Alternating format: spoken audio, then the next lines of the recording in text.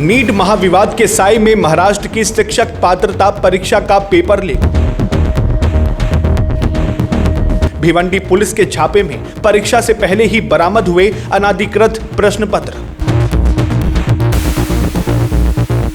विपक्ष और सामाजिक संगठनों ने सरकार के विदेशी साजिश वाले दावे को नकारा। हजारों किलोमीटर दूर बैठकर कोई विदेशी बॉट हमारे देश के प्रिंटिंग प्रेस और सरकारी दफ्तरों से पेपर लीक नहीं कर सकता। बहानों की आड़ में आखिर कब तक नकल माफियाओं को बचाया जाएगा। नमस्कार, मैं हूं अर्चित और आप देख रहे हैं समर इंडिया। क्या इस देश के छात्रों की किस्मत में सिर्फ परीक्षाएं देना, उनके लीक होने का इंतजार करना और फिर सड़कों पर लाठियां खाना ही लिखा है? नीट परीक्षा की धांधली को लेकर दिल्ली के जंतर मंतर पर छात्रों का गुस्सा अभी पूरी तरह थमा नहीं था।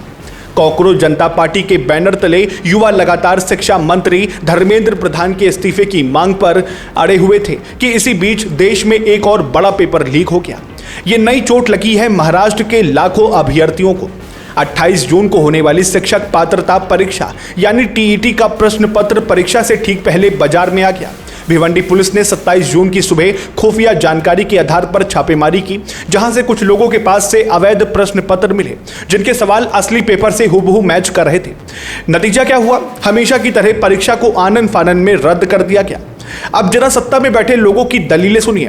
पूर्व केंद्रीय मंत्री और बीजेपी नेता राजीव चंद्रशेखर का बयान आता है कि जंतर मंतर पर जो आंदोलन चल रहा है वो दरअसल भारत को अस्थिर करने के लिए सरहद पार से चलाया जा रहा है और एक क्लासिक डिजिटल प्रोपेगेंडा है। अब समर इंडिया सीधा सवाल करता है कि जंतर मंतर की भीड़ को आप एआई और बॉट्स का खेल बता सकते हैं, लेकिन महाराष्ट्र के भिवंडी में जो सरकारी लिफाफा खुला और पेपर बाहर आया, क्या उसे भी किसी विदेशी ताकत ने लीक किया? यह साफ तौर पर अपनी प्रशासनिक नाकामियों और परीक्षा कराने वाली एजेंसियों की घोर लापरवाही पर पर्दा डालने का तरीका है। खुद बीजेपी नेता ने माना कि इससे बच्चों का मनोबल टूटा, लेकिन इसके बावजूद ठोस कार्रवाई के नाम पर केवल आश्वासन मिल रहे हैं। कॉकरोच जनता पार्टी और देश के युवाओं ने साफ कर दिया कि अब बहानों की राजनीति नहीं चलेगी। जब तक इस पूरे सिंडिकेट के आकाओं पर कार्रवाई नहीं होती और शिक्षा मंत्रालय इसकी जवाबदेही नहीं लेता, तब तक जमीन से लेकर संसद तक ये हल्ला बोल जारी रहेगा।